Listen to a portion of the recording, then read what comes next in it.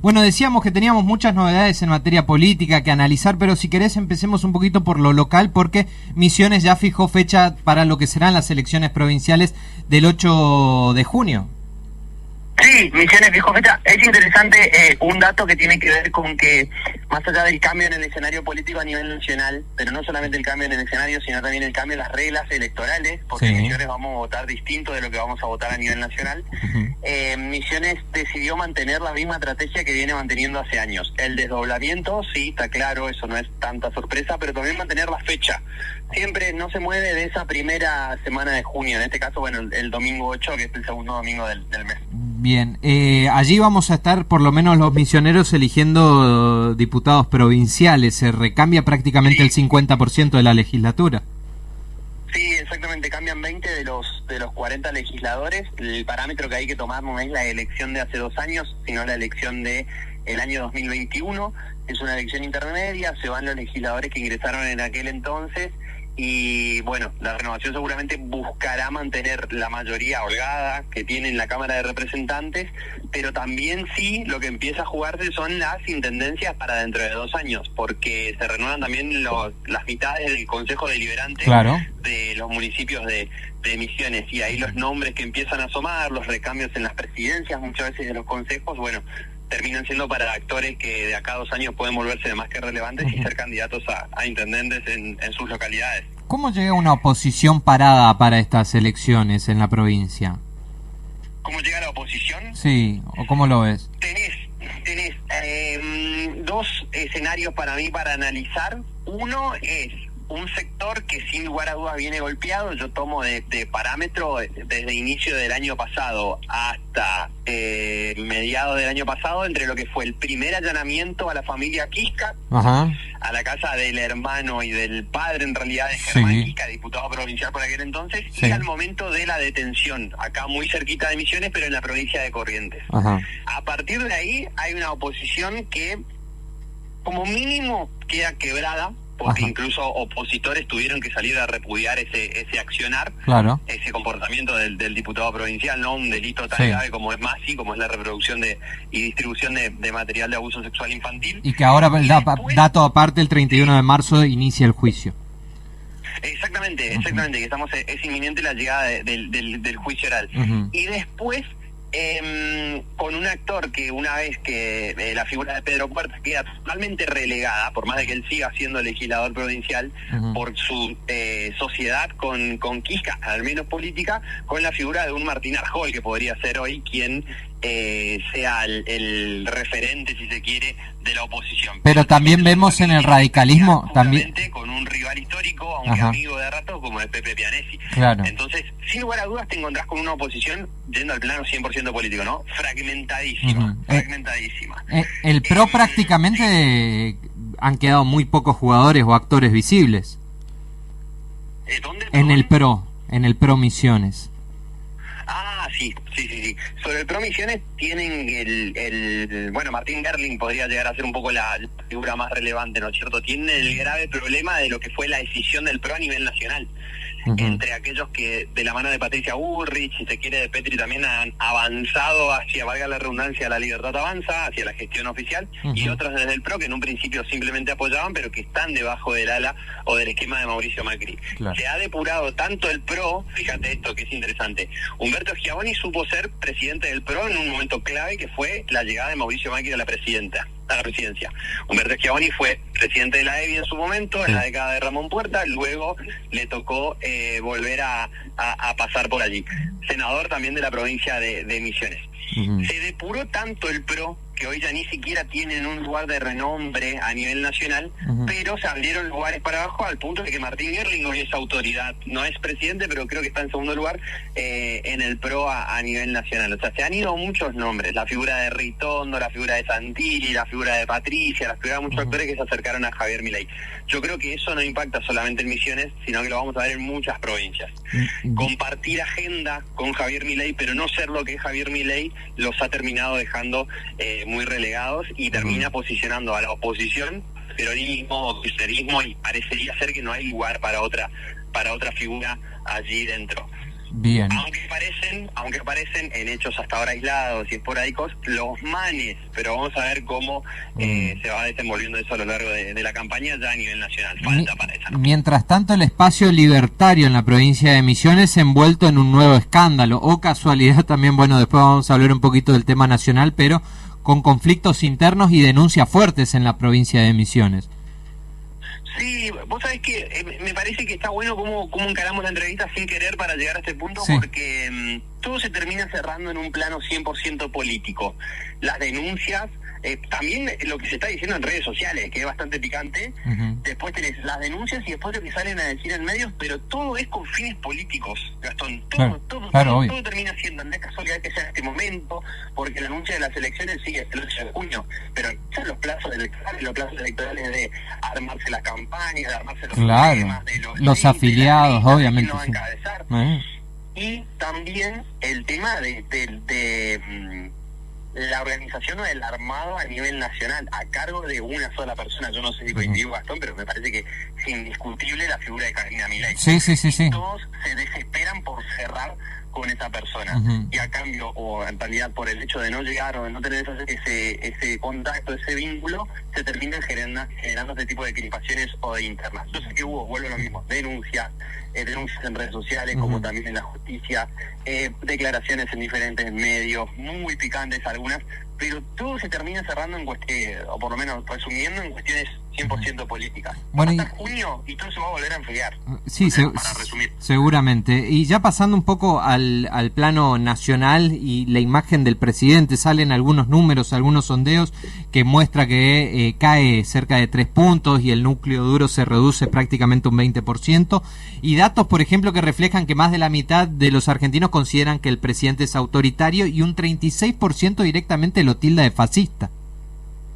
Sí, tremendo. Hay números encima encuestadoras muy serias, porque tenés Management and Fit, hay datos de Suban Córdoba también muy interesantes de principio a la de marzo, que van en sintonía con lo que vos decís. Yo tengo la sensación de que encima puede que no haya terminado ese descenso y esa escalada de mala imagen de Milei, porque se viene un acuerdo con el FMI que es un hecho. A ver cómo explicarlo. Es un hecho que se agota en sí mismo. ¿A qué me refiero? Yo hoy, Gastón, y creo que vos también, salvo que seas realmente un tipo que tiene un acceso a la información, pero no en Buenos Aires y no a nivel global, muy privilegiado, no conocemos los términos del acuerdo con el FMI próximo, que se viene ahora. Se cierra en abril, O sea, si no se cierra el mes de marzo, se cierra el 1 de abril. Y nosotros como ciudadanos no conozcamos lo que está por decretarse, porque va a salir por DNU, no va a pasar por el Congreso a menos en esta instancia, habla de que hay algunos puntos del FMI que no son de los más convenientes para la opinión pública. Vos me preguntás a mí, pero ¿qué va a pasar? ¿Inflación, devaluación? ¿Qué sería lo que...? La verdad que no lo sé, la verdad que desconozco. ¿Va a ser un interés muy grande? ¿Va a ser un monto mayor del que se esperaba? ¿Va a ser un monto menor del que se esperaba? Bueno, la verdad que no lo sabemos. Está 100% hermético. De hecho, cuando recién se empezaba a cerrar este acuerdo, hace 1 o 2 semanas atrás, la intención de que pase por el Congreso, pero no abrirlo al acuerdo. Una cosa muy extraña, nunca vista. Bueno, me parece que eso, sin lugar a dudas, va a hacer que alguien reaccione. La ciudadanía, los mercados, ponerle esos sujetos que nosotros se nos ocurra. Pero transparencia no tiene. Ahora es ilegal, y no es ilegal, porque va a hacerse por DNU. Para que se rechace un DNU, y acá está el punto estratégico de Milei, lo que tiene que pasar es que ambas cámaras lo rechacen, lo tiene que rechazar diputados y lo tiene que rechazar el Senado, solo que la justicia actúe y diga ese DNU no procede por lo que no cumplió los diferentes requerimientos, pero la realidad es que desconocemos los puntos. Bueno, eso va a afectar. Ahora, ¿cómo? Es cuestión de esperar unos días y unas semanas.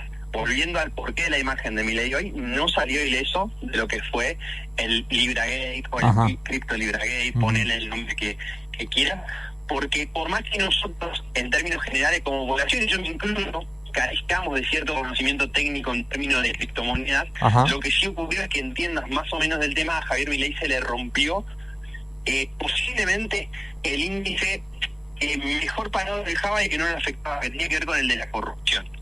Tenía que ver con que era un tipo que tenía sus formas, que tenía sus modos, que tiene su desconocimiento, que también pasa la motosierra, pero es un tipo que en el fondo cree que el Estado no tiene que hacer guita, que el Estado no es para recaudar, y eso se rompió.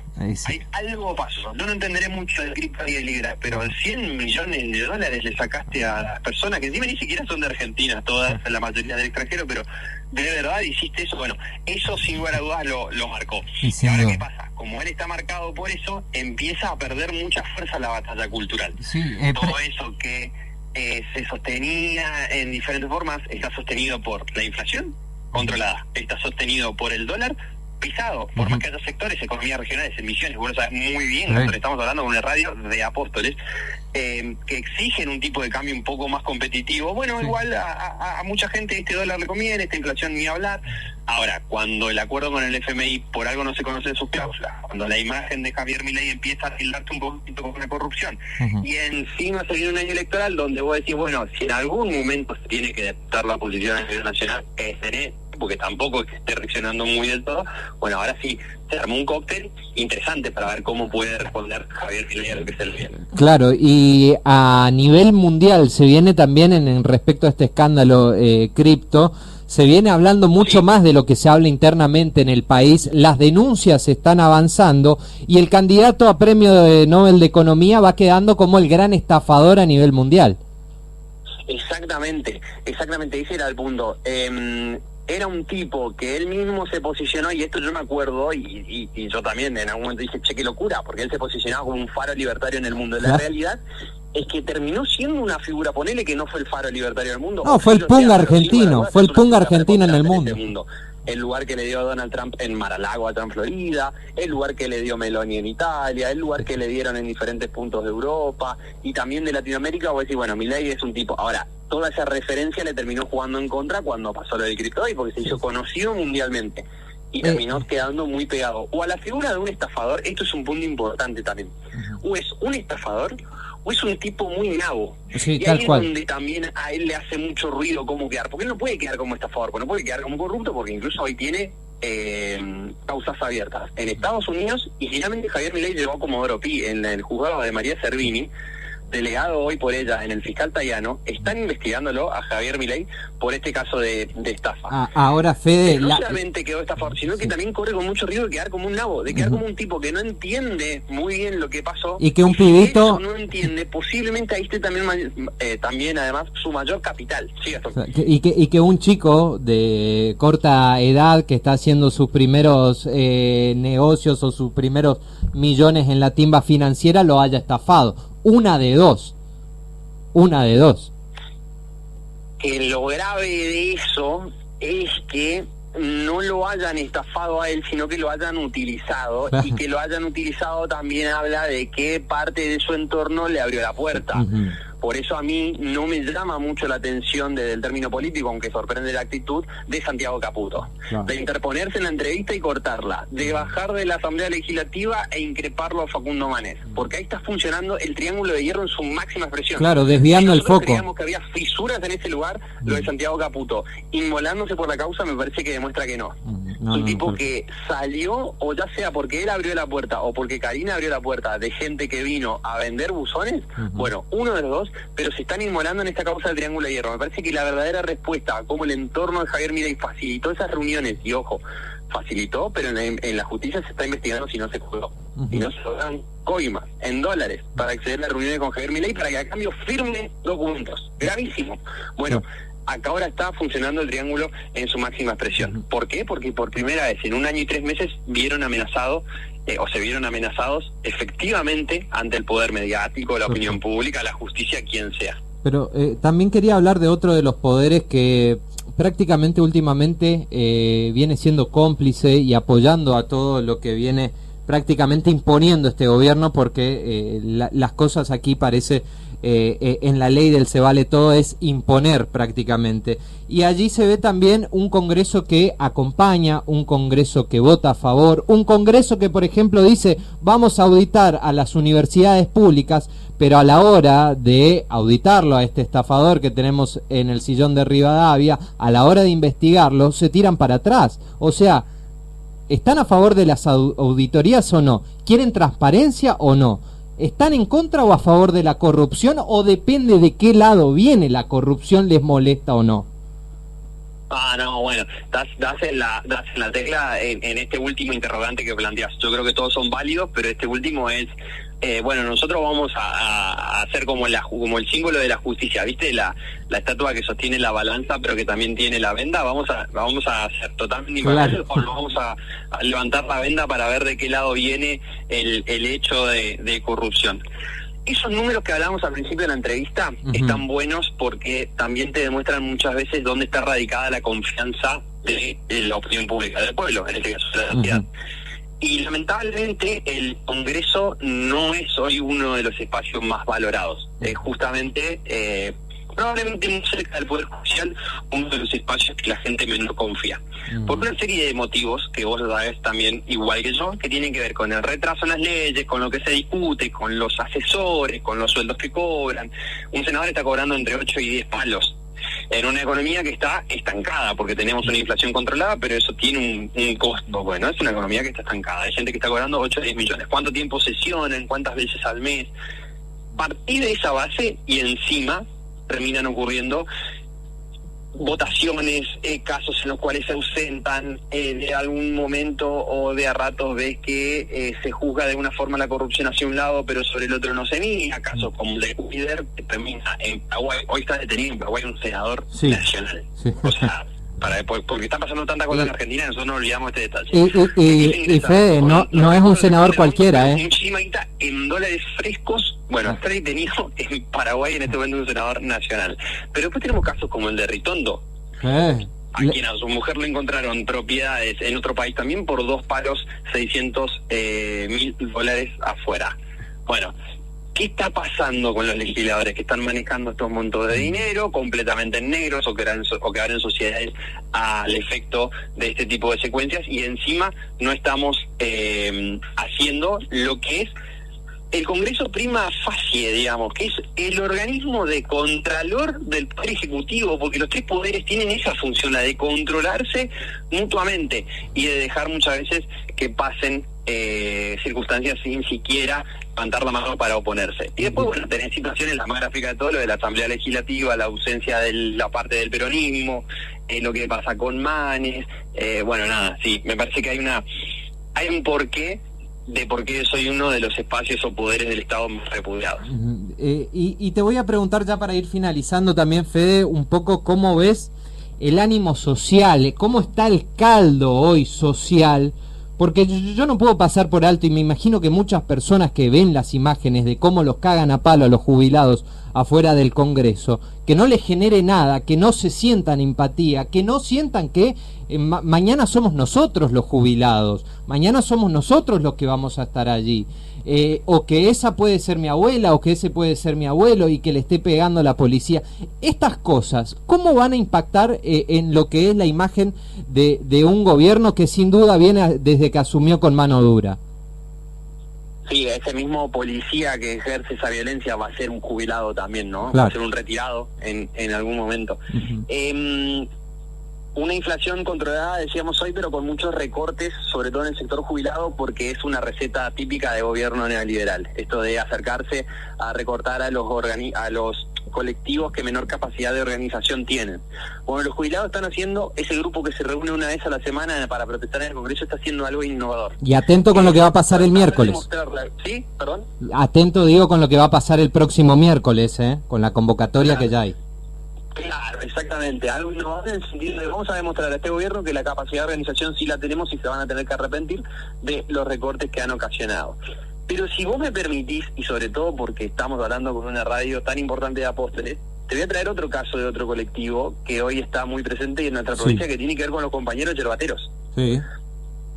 Donde también encontramos casos o sucesos de violencia. Nosotros tenemos, yo lo publiqué en Twitter esta semana porque a mí me parece sumamente interesante el análisis matemático, 13.500 productores en la provincia. En los cruces que están frente a los cruces de ATM de San José y de Apóstoles se juntaron se juntaron alrededor de entre 30 a 40 personas. Eso representa un 0,2 23% de la cantidad de productores que son en la provincia. El 100% de los productores buscan un precio justo, lógicamente, me parece espectacular, como venía siendo hasta el 10 de diciembre de 2023. Ahora, hay un 99,7% que es la que no se concentró en esos lugares, pero que viene haciendo acampes y que viene reuniéndose en toda la provincia con Oscar Herrera, con el ministro del Agro, Facundo López Sartori, con también el gobernador Pasaracua en su momento, con la ministra de Acción Cooperativa, con muchos actores, para tratar de entablar una solución. ¿Cuál es el problema que tenés? Que se están reuniendo con actores provinciales que bajan fondos por un lado, que bueno, pagan los productores primarios de yerba mate 0% de impuestos en rentas o en ATM, pero la medida del INIM, de quitarle la facultad, es una medida a nivel nacional. Se te concentraron unos pocos productores frente a los puestos de ATM por una medida a nivel nacional. Sí, entonces, ¿qué me pasa ahí? Y esto es para como hacer un contraste entre la movida de los jubilados, que también los tenemos perjudicados en Misiones, pero la movida de los jubilados a nivel nacional con los productores de los tintes políticos que hay a nivel nacional con los jubilados. Es decir, reclamamos la genuina, reclamamos con la respuesta de un reclamo genuino para poder llegar a una solución. Mientras que nosotros nos encontramos con compañeros, profesores de la mayoría, que responden de manera genuina, haciendo sentadas, haciendo movilizaciones, llevando al sector, a Buenos Aires incluso. Y después un porcentaje muy minúsculo. Volvemos a lo mismo del inicio de la charla de hoy, en un año electoral donde no es casualidad y donde también viene muy cargado de un apoyo de la oposición también importante. Sí, fogoneado. Que termina siendo utilizado muchas veces porque no van a llegar a ese tipo de respuesta. Sí, tal cual. Y algo similar pasa en el plano electoral a nivel nacional cuando eligen como principal opositor al gobernador de la provincia de Buenos Aires y se está dando mucho manoseo, y creo que la gente se empieza a dar cuenta un poco también de lo que se empieza a ver en los medios de comunicación. Bueno, yo te voy a dar un dato que bueno, estoy seguro que lo conoces igual, pero al gobernador de la provincia de Buenos Aires lo están operando mucho desde el lado de la violencia que se está viviendo, sobre todo en el primer y segundo cordón del conurbano de la provincia de Buenos Aires. ¿Por qué hay una doble línea de operación en ese sentido? Allí que va de la siguiente forma. La primera es, el gobierno de Jaime Milei está buscando un enemigo, está clarísimo. Hay una connivencia de ciertos medios de comunicación para visibilizar mucho de lo que está pasando en esos dos lugares. Y después hay una conveniencia muy grande desde la ciudad de Buenos Aires, desde la gestión de Jorge Macri, porque mucha de esa violencia que ellos dicen se originan en esos dos cordones del conurbano, por la cercanía se terminan muchas veces materializando en la ciudad de Buenos Aires. Claro. Jorge Macri hoy tiene, creo yo, desde que gobierna el PRO, probablemente desde el 2000 también, la peor administración de la ciudad de Buenos Aires que se haya visto, en términos de pobreza, en términos de limpieza, en términos de inseguridad. Lógicamente van a buscar enemigos hacia cualquier lugar. Voy a decir algo que es una opinión bastante polémica, pero yo voy a hacer una aclaración antes. El caso de Kim, ¿lo tenés en mente? La niña. A ver, se entrecorta un poquito, Fede, la comunicación. Repetime ahí la última parte. Ahí, perfecto. Ahí. El caso de Kim, la niña en Buenos Aires. Sí, obviamente, sí. Bueno, sin lugar a dudas fue aberrante, totalmente repudiable, reprochable. Espero que los condenados paguen. Volvió a poner en la agenda esta cuestión del debate de la baja de imputabilidad. Perfecto, clarísimo. Ahora, el dato que yo te quiero dar es: Argentina es el país de Latinoamérica que menor registro de casos de este tipo de violencia tiene después de El Salvador. Y eso que las estadísticas de El Salvador, sobre todo en términos de inseguridad, son muy parecidas a las del INDEC de Moreno. O sea, realmente son muy poco fiables, son muy poco transparentes. ¿Qué quiero decir con esto? Que sin lugar a dudas parte de la operación tiene que ver con una visibilidad que se le da desde los medios de comunicación a la hora de armar estos debates. ¿Que hay que hacer algo? Sí, sin dudas. ¿Que hay que ver la población carcelaria y hacer más cárceles? Probablemente sí, también sin duda. ¿Que hay que ver cómo está actuando la policía y que la policía de la provincia de Buenos Aires es la más picante del país? Pero lo firmo sin ningún tipo de duda. Claro. Claro. Ahora, hagamos una lectura completa y entendamos que este es un año electoral. Claro. No solamente para nosotros los consultores políticos, Ajá. que nos da mucho trabajo, pero sin lugar a dudas para entender un poco mejor la radiografía y el mapa conceptual de la Argentina. Porque es muy complejo, porque vos te vas a ciudades, a provincias como Misiones, pero en otro país, Ajá. y no estás tan tranquilo como en Misiones. Te vas a grandes urbes en otro país como en Buenos Aires, y yo sé que en Buenos Aires uno no camina tranquilo, pero en otras urbes, en Santiago de Chile, en San Pablo, en Río de Janeiro, en Lima, o en Bogotá, o en Medellín, estás más intranquilo que en Buenos Aires. Entonces, hay que empezar a ver el mapa global completo de la secuencia. Hay que entender que la inseguridad es un problema muy serio, muy grave. Ni hablar, si uno escucha a las familias de las víctimas o a las víctimas que han logrado sobrevivir a casos de inseguridad, totalmente. Ahora necesitamos hacer una lectura completa del panorama, por lo menos para entenderlo, por lo menos para comprender. Federico, te agradecemos mucho por este tiempo, por estos minutos. Como siempre, un placer charlar contigo. Te deseamos un excelente fin de semana. Gastón, fue un placer. Cuando necesiten, estoy de otro lado. Saludos enorme. Abrazo grande. Lo escuchábamos al consultor político Federico Miraver. LRH 723, Chimirai FM, tu compañía de cada día.